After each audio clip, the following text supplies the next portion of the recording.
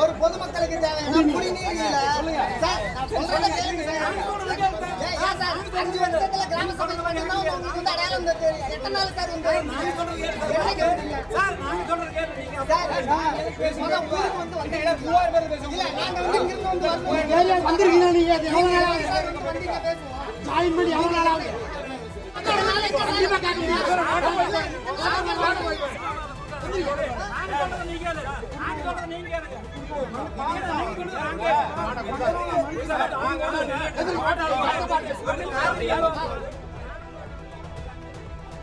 முக்கிய செய்தி.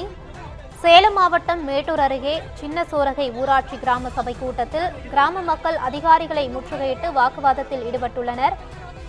அடிப்படை வசதிகள் செய்து கொடுக்காததை கண்டித்து கிராம மக்கள் வாக்குவாதத்தில் ஈடுபட்டுள்ளனர்.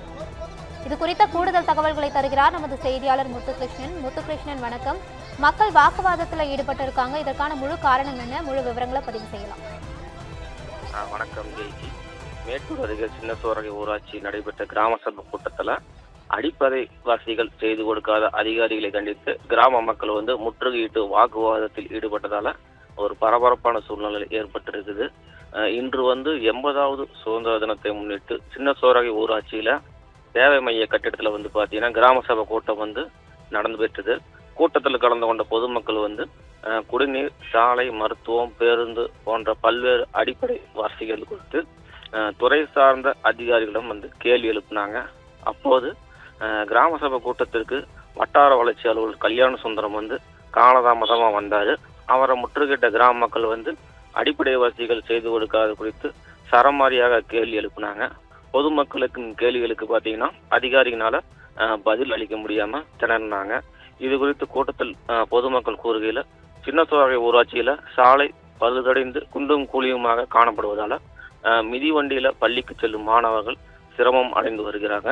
மேலும் வனவாசி கூட்டு குடிநீர் திட்டம் மூலமா 15 நாட்களுக்கு ஒரு முறை மட்டுமே குடிநீர் விநியோகம் செய்யப்படுவதா குற்றச்சாட்டு எழுப்பினாங்க.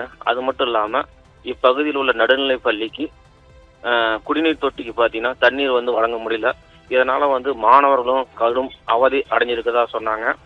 அதே போல பார்த்தீங்கன்னா தங்களது பகுதிக்குள்ள மருத்துவமனை இல்லாதால பல கிலோமீட்டர் தூரம் சென்று நங்கவழியில் உள்ள ஆரம்ப சுகாதார நிலையத்திற்கு சென்று மருத்துவம் பார்க்கும் நிலைக்கு தள்ளப்பட்டிருக்கிறதாகவும் அவங்க குற்றச்சாட்டு தெரிவித்திருக்காங்க. இதனை கண்டித்து கிராம சபை கூட்டத்தை புறக்கணிக்க போவதாக கிராம மக்கள் தெரிவித்திருக்காங்க.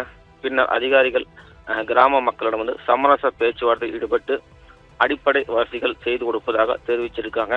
இதனை அடுத்து கிராம சபை கூட்டம் தொடர்ந்து நடைபெற்று வருகிறது. ஜெய்சி. விவரங்களுக்கு நன்றி முத்துகிருஷ்ணன்.